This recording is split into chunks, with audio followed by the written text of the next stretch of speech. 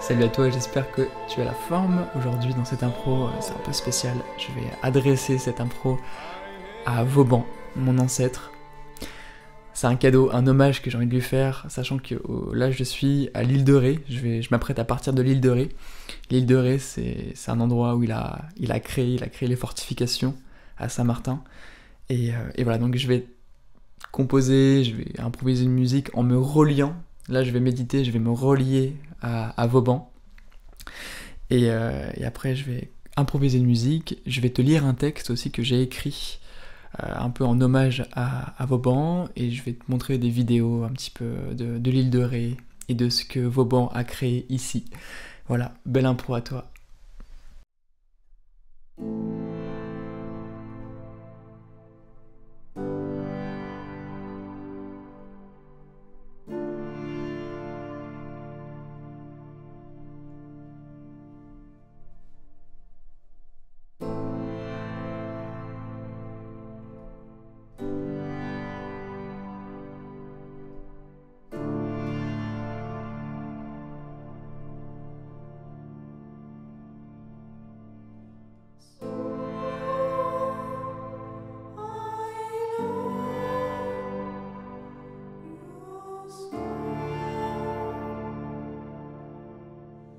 Début septembre, j'ai eu beaucoup d'émotions quand j'ai regardé le documentaire sur la vie de Vauban. Merci à France 3 et son émission Secret d'Histoire. C'était vraiment un précieux cadeau. J'ai appris il y a quelques années que je suis descendant de Vauban, du côté de ma grand-mère. Il est mon ancêtre et l'héritage qu'il m'a légué n'est pas matériel, loin de là. C'est un héritage spirituel. Et maintenant que j'en sais plus sur son parcours, je me sens encore plus relié à son énergie, à son âme de grand créateur. On peut tous se relier à lui évidemment, surtout en ce moment de l'histoire où la France et le monde sont en pleine mutation. Le parcours de Vauban est si inspirant. Il nous montre que tout est possible pour tout le monde. Venant d'une famille modeste, il est devenu maréchal de France à 70 ans. Il est parti de rien et s'est transformé en chemin. À l'époque, on ne pouvait pas être franc avec le roi Soleil, on risquait de se faire zigouiller la tête. Mais lui pouvait, tellement qu'il était respecté. Louis XIV lui demandait même des conseils. En même temps, il a fait ses preuves. Il a su éviter au sang de couler. Un talent fou pour l'art de la guerre, la stratégie, la construction de fortifications, la fiscalité, la géométrie sacrée et bien d'autres domaines. Un génie antispéciste, souvent comparé à Léonard de Vinci. Il a su protéger la France en mettant à profit ce génie humaniste. Ce qui est inspirant, c'est qu'il n'était pas un gros barbare avide de pouvoir. C'était un homme au grand cœur. Il faisait en sorte d'être le plus efficace possible pour éviter les morts. Des deux côtés, même du côté ennemi. La sueur épargne le sang. C'était son dicton. Ce qui importait pour lui, c'était de protéger son pays, pas de tuer un maximum. Il était humaniste, en avance sur son temps. Ayant grandi avec des pauvres financièrement, il a toujours su garder les pieds sur terre, même pendant son ascension sociale. Pendant que le roi Soleil se faisait dorer la pilule à Versailles, Vauban, lui, était en voyage pour aller à la rencontre des Français. Il a parcouru 150 000 km pendant toute sa carrière, ce qui est assez énorme pour son époque. Il a été confronté à la vraie misère que les nobles ne pouvaient pas comprendre du haut de leur tour d'ivoire. C'est ce qui lui a permis de proposer des solutions novatrices et intelligentes. Par exemple, un grand tableau où étaient référencées toutes les ressources de plusieurs villes de France. Genre combien de vaches, combien d'arbres fruitiers, combien de cours d'eau, combien de manœuvres dans tel ou tel domaine. Bref, l'ancêtre de ce que l'on appelle aujourd'hui la data. Pour son époque, c'était un truc révolutionnaire. Ça permettait à ceux d'en haut d'avoir un tableau avec une vue d'ensemble sur les ressources de la France et des Français, pour agir en ayant conscience de la réalité. Il était, avec la France profonde, véritable guerrier de lumière. Il a créé la dîme royale, un impôt sur le revenu pour tout le monde, même les plus riches, surtout les plus riches. Ceux qui vivaient dans l'opulence pendant que, dans les campagnes, les paysans crevaient la dalle. Il œuvrait pour plus de justice en France. À l'époque, il a même été boycotté pour ça. Génie de la fiscalité, trop en avance sur son temps. Les puissants de France étaient en sueur face à l'intelligence de Vauban. À cette époque, il est hors de question de partager l'argent avec le peuple. Donc, son œuvre, la dîme royale, a été salie. Voltaire a même dit que ce n'est pas Vauban qui l'a écrit. On voulait le décrédibiliser, et ça se comprend. Les puissants de l'époque avaient tellement à y perdre. Et, comme par hasard, Vauban est décédé en 1707, l'année où son livre « La dîme royale » a été publié.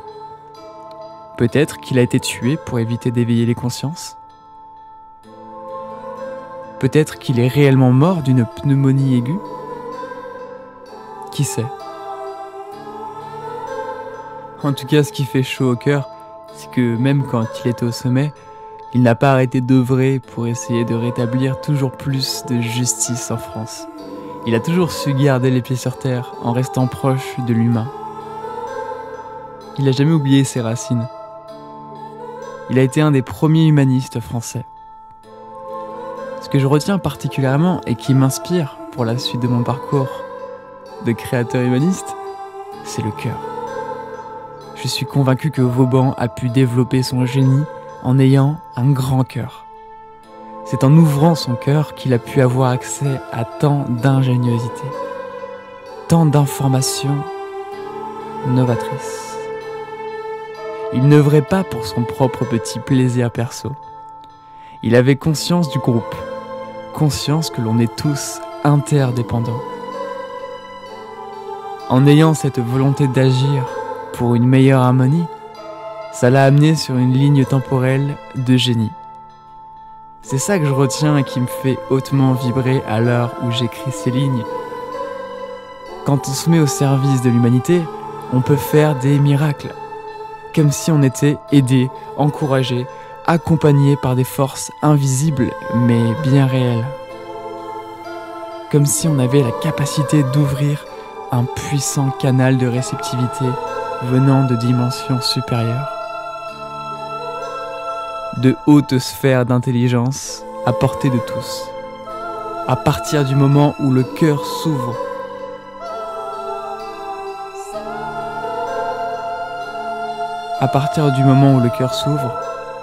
la porte de l'infini est ouverte. Comme disait notre cher William Blake, si les portes de la perception étaient nettoyées, chaque chose apparaîtrait à l'homme telle qu'elle est, infinie. Je n'ai pas pu m'empêcher d'écrire ce petit texte pour rendre hommage à mon ancêtre, à notre frère humaniste, Sébastien, le prêtre Vauban. Merci à toi pour ce que tu nous as légué. Compte sur nous pour participer à la joyeuse renaissance humaniste du XXIe siècle, en gardant le cœur grand ouvert, coûte que coûte.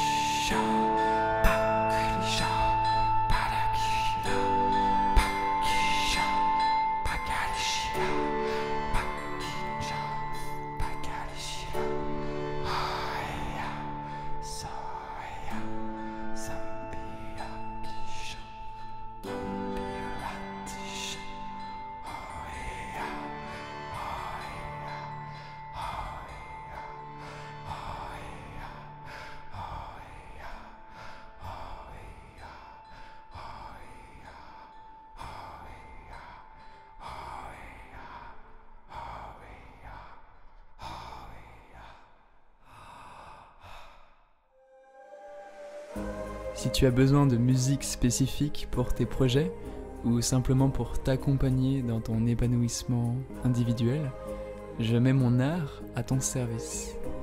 Je peux être ton instrument vibratoire. J'entre en résonance avec ta propre vibration et tes intentions pures. De là émerge une musique unique en lien avec le cœur cristallin et l'harmonie. Alors si tu te sens appelé, contacte-nous.